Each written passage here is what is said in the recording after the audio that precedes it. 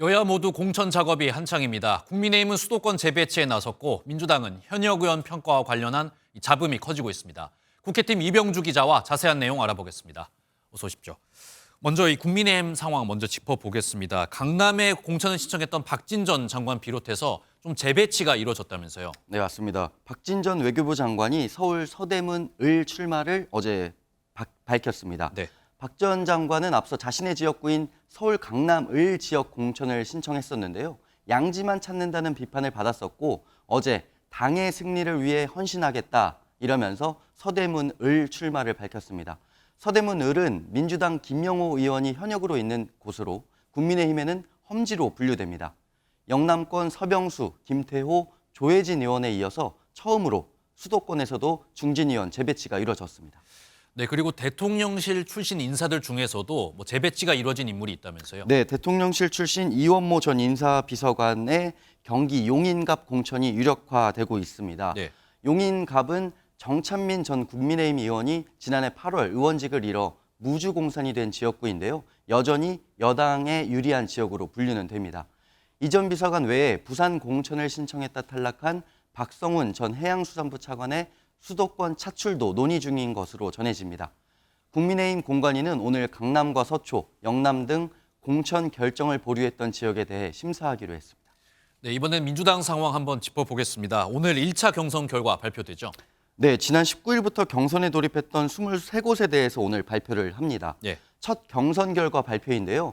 일반 시민과 권리당원 절반씩 ARS 투표를 진행했었습니다.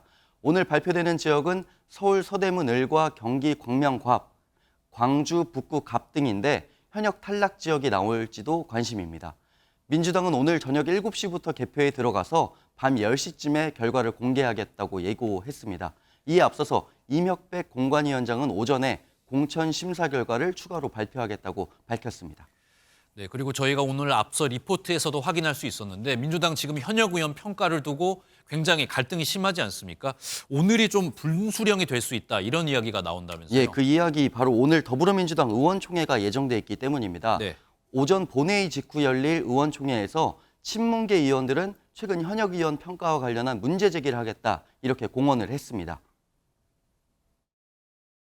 입장 표명한 의원도 있고 또 입장 표명을 하겠다는 의원도 있어서 그런 의원들의 이야기를 많이 들었습니다. 필요한 이야기는 또 의총에서 이야기를 할게요. 이재명 대표 등 민주당 지도부는 공천에 개판은 없다는 입장을 계속 밝히고 있습니다. 네, 하지만 친문계, 비이재명계에서 그 이낙연 전 대표의 신당에 좀 합류할 수 있다는 가능성도 나오고 있습니까? 예, 예단할 수는 없지만 네. 그럴 가능성은 커졌다는 분석입니다. 왜냐하면 제3지대 빅텐트였던 개혁신당, 당장 이준석 대표를 비롯해서 여러 세력이 모여 있었거든요. 정치 성향부터 지지 기반까지 워낙 스펙트럼이 넓었기 때문에 현역 의원들의 합류가 어려웠던 부분도 있었습니다. 그런데 민주당 뿌리인 새로운 미래가 떨어져 나왔으니까 보다 합류가 쉬워질 수 있다 이런 분석인데요. 실제 이낙연 새로운 미래 대표도 가능성을 언급했습니다. 민주당의 자랑스러웠던 정신과 가치와 품격을 저희가 회복하겠습니다. 네, 그런데 아무래도 이 탈당한 의원들 중에서도 현역 의원들이 있는지가 중요할 것 같은데 현역 의원들이 합류할 가능성도 좀 높다고 보시는 거예요?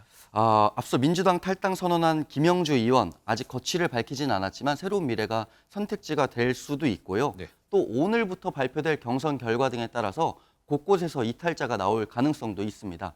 당장 현역 하위 20% 통보가 시작되면서 크게 술렁인 만큼 추가 이탈자 더 생길 수밖에 없다는 분석입니다.